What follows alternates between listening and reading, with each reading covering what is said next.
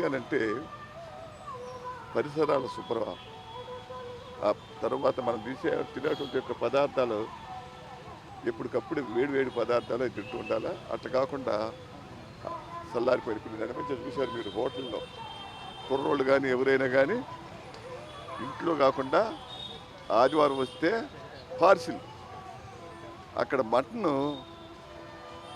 2 quintal 3 quintal chicken కుళ్ళిపోయింది వస్తుందని టీవీలో వస్తుంది. అది నేను చెప్పేది కాదు.